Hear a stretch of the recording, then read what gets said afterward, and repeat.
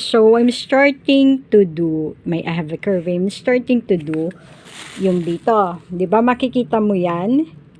Yung nilagay ko dito sa, in-upload ko sa Facebook, IG ko on how magkaroon ng foundation. So, gumagawa na ako kung paano mag-build ng foundation like this one. So, yon. So, yung foundation na yon.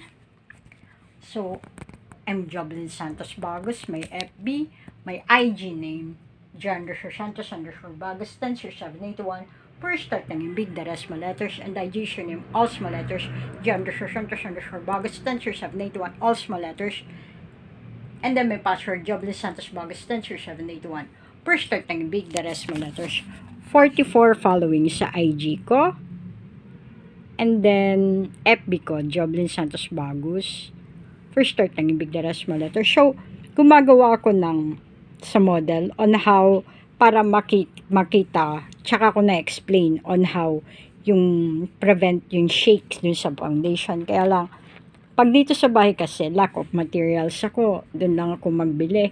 Pero pag sa office, maraming may motor doon, kompleto, lahat. Pero pag dito, syempre, lack of ano dito. Sa bahay lang ako eh. So, I'm Joblin Santos Bagos. I'm 5 and height. Voice of a woman. I have male organ that can erect. I have a curve vein in my right hand. I have a curve vein in my right hand.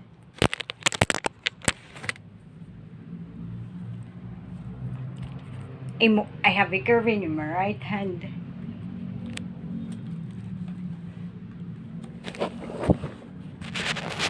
I have a curve vein in my right hand, a mole in my right hand, this is in my teeth, hair is shaved with a little bit.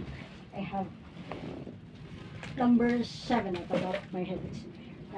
So, gumagawa ko nun. A 5 and height, voice to form a male organ that can work. I live here at Barangay 22, Zone 2, Caloocan City. When you see Ambassador Funeral City, Caloocan, you will just go down in front of TJ Bagos Furniture Shower, Big Green Gate, Bagos Compound. My motorbike is on the way, 110 blue, black reference, but my favorite color is color blue. Right later to share to 75 for sure. Now it's 86 NCL.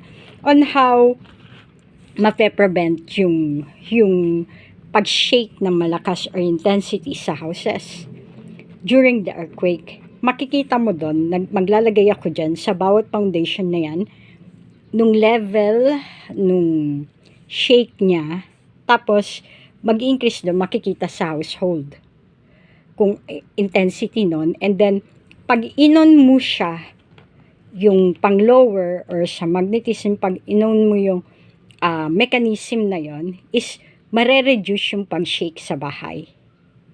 So, para hindi maapektuhan yung foundation ng bahay during the earthquake and maging safe, ganon.